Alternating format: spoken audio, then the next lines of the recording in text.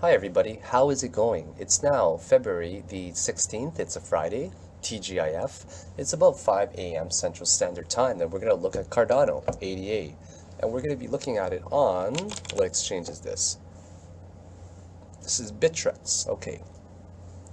So before we start, this was a requested one, by the way. I'm not going to be trading it. I put some money into Binance, but just not really a fan of trading on multiple exchanges, so I'm just going to keep trading on bitfinex. So once again, I'm not going to be trading it.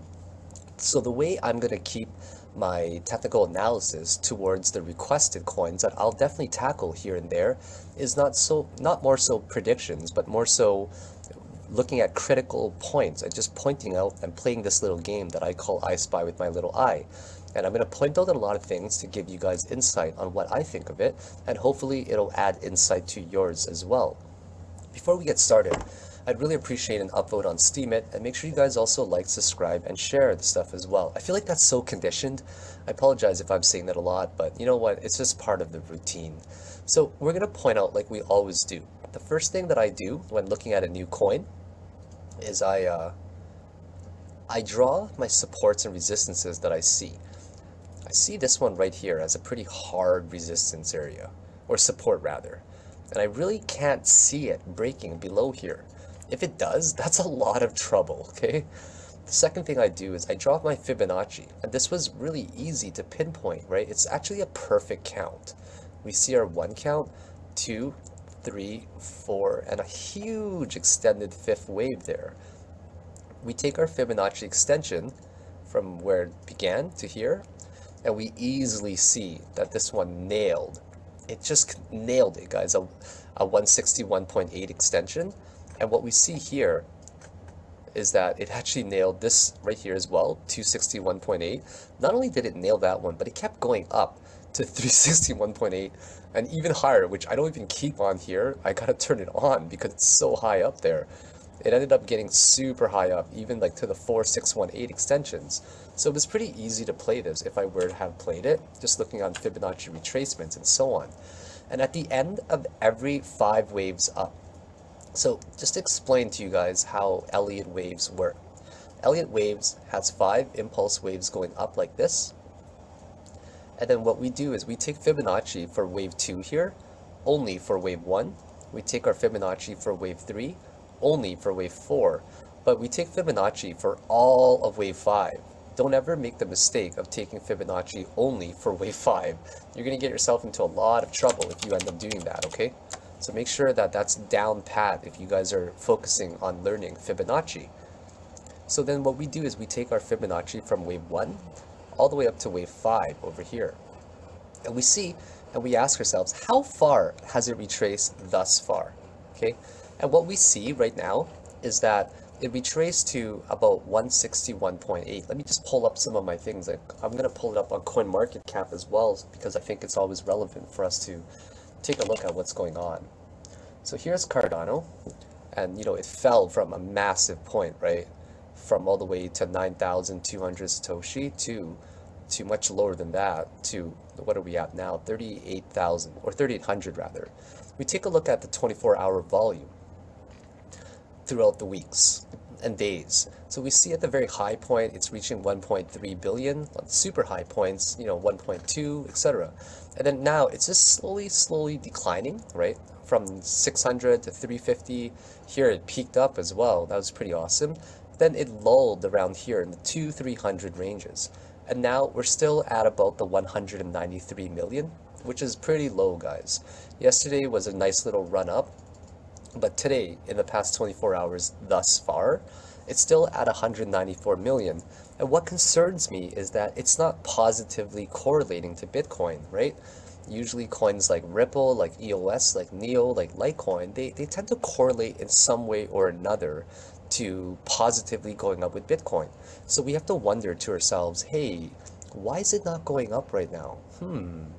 Right, big question right now. It's because it's still in correction mode right now.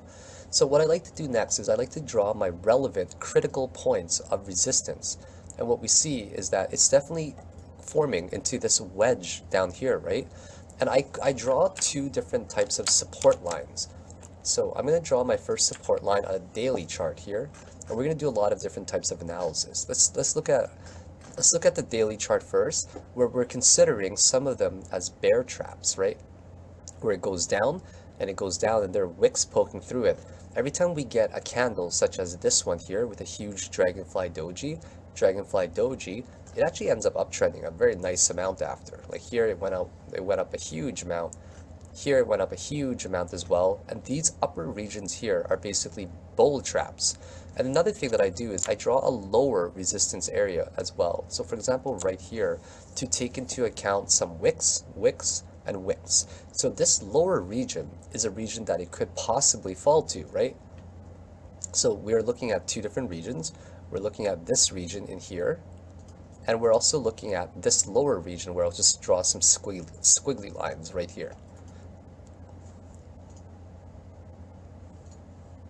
There we go.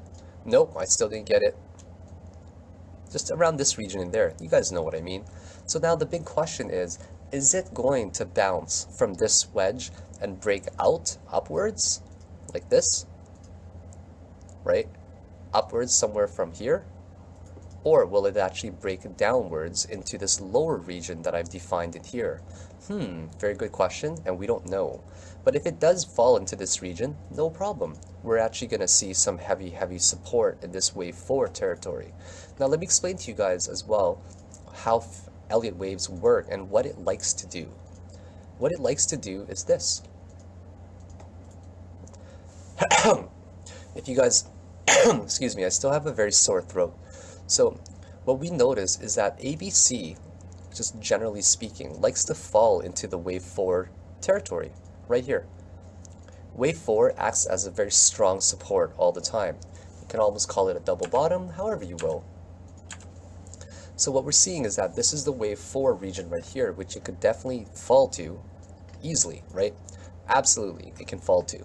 So based on candlestick analysis, we're getting a series of lower highs. In fact, we're getting 1, 2, 3, 4, 5, 6 already. 6 candle is right now forming in, how many hours do we have to go? About 12 hours to go. Decent volume. We're probably going to end up getting as much volume as yesterday. Now, if this candle actually turns into a green candle with a good doji, with better volume, we can definitely count on it to be the bottom, because these candles are doji reversal candles, right? This one here, people might have mistaken it and they got trapped, right? So we want a good green candle with a lot of volume, like this one right there. Take a look at this guy right here on the left with me, right? That's a good candle. This one's a good candle as well. This one, not so good so far. This one also not so good as well, right? So we want to get a clear break with a candle above it. Last thing we want is a wick that just pokes up and it gets rejected, because you guys see exactly what happens right here. So what you would want to look for, just generally speaking, is a candle that closes above, for example, on a daily or whatever time frame you guys use as your trigger charts, like a lower time frame, right? So we want to get a clear break above it, not just a wick. You have to make sure that there's a big green candle with a lot of volume to support it. This way it ensures that you do not end up getting bull trapped, right? So these are some confirmations that you'd want to exercise. Let's look at the MACD. The MACD looks like it's not quite ready to break up yet, right? We want it to kind of curve around like that. We look at the RSI as well. It's still down ticking, definitely. Finding some slight... Okay, let's take a look at this first of all. If we actually did something like that, what we see is this slope down. And then if we actually drew our candles like this as well, not our candles, sorry, our trend line support on the daily RSI, what we do see is that it's now curving like that. Now, another question is, will it actually end up curving like this, where it'll form a series of a parabolic move to eventually curve upwards? That would be nice. But the most important thing to make note of is that we're finding 1 point, 2 points, and 3 points right there as well that act as a very heavy support. So that's also a good sign that it's almost ready to break out, but not quite yet. We look at the 4 hour, we find a doji here with a little bit more volume. Well, actually not really a lot of volume, but we are seeing it uptick, right? This candle on a 4 hour could signal a reversal. I don't know yet.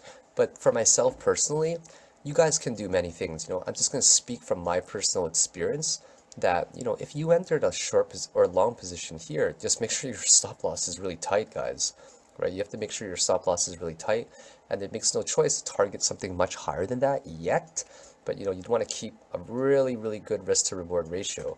Maybe risk 2.25% of your money, shoot for a target about 9% up there. So that's one scenario just to give out there. But once again, we're not going to see an uptrend, and please don't get trapped, guys. Like those wicks that breaks out, that's how people end up getting trapped, and it's never a good thing. So you want a green candle above this trend line resistance right here, right? So if it doesn't, like, that's a good way to enter a trade in my opinion. And I don't want to risk, like, 8% is not a lot, right? Unless if you're a swing trader or holder, unless you're a day trader like me, 8% is a lot. But you don't really want to take that chance until you get a confirmation, because we're not really sure of what Bitcoin's doing. And because this is obviously pegged to Bitcoin, but negatively correlating, which is actually surprising, you don't really want to take that chance. So my advice to everybody and recommendation, just generally speaking, not financial advice, would be to wait for a confirmation. It just makes entire sense for it to break out of this pattern. Because the last thing you guys want to do is just take a chance and get stopped out. Take a chance and get stopped out. I used to do that a lot, just keep taking chances and then get stopped out. And then I learned a lot more about confirmation. And confirmation just changed my life, right? Because now you're risking this chance of it downtrending further, and maybe hitting, this is called the golden pocket zone, right? Right here is is the golden pocket, and that's a really good zone between the 0.65 and 618 regions right there. So I highly recommend to just do what you guys need to do in terms of entering a trade. But recommendations is always to wait for confirmation. If it goes a little bit lower, great, you guys get a chance to get a lot more with the same amount of money that you were going to play, and eventually it could break out. We have to factor in that Bitcoin is definitely not a bubble, okay? It's only a bubble because the media is causing a lot of FUD, and it's their best opportunity to scare the market, right? And this way they can get a lot of coins cheaper. So we have to take into consideration that yeah, there's a lot of FUD, right? But we have to understand that Bitcoin is definitely going to be a very bullish year, in my personal opinion, and that we have to believe in Bitcoin no matter what, and that eventually coins like Cardano, it's good fundamentals, charts look very healthy as well. There's no reason for it to just drop back down to like a rock and just hit 70, 80, 90% Fibonacci retracement levels, right? So yeah, so those are kind of my thoughts where you guys can definitely enter on a breakout there. If I were to play it, I would probably enter a breakout above here, above this line right here, which seems pretty logical. If it goes up anywhere right here, boom, you're in a trade right there. But if it does end up going down, then it's going to reach one of these critical support regions. And now, like I always do, to take this part with a grain of salt, okay guys, I'm not even going to be writing about this as well, but just generally speaking, if we were to hit this region right here, and it were to bounce, say, off of the 618 Fibonacci level, you could be looking at some really heavy targets, guys. We can be looking at some heavy targets, like, assuming that the uptrend does end up starting soon. Whoops. We can be hitting targets of up to 17.6 thousand Satoshi there, just as a small target, first of all. So I'm not even going to post these things, but I will just generally post the video online for you guys to see. So long term, I do see a lot of potential in this coin, but I'm not gonna follow up on these coins like I do with Litecoin, Bitcoin, and also Ripple, because those are my coins that I focus on for myself. But of course, I'm always going to look out for the public as well and take requested coins that are requested.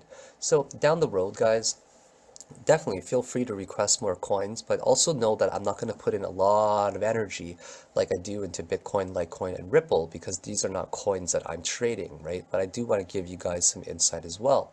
So I do see it possibly going up to 17, 18,000 Satoshi, but I don't know when. And I'm also taking a very conservative approach to it.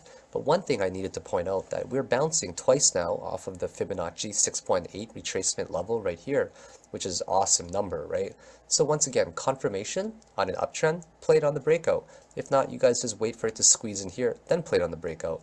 If not that way, then you wait for it, then you play it here now, you take a chance, make sure you guys got set stop loss. Another thing is you wait to see if it's going to come down to this particular region so you can get much cheaper Cardano coins.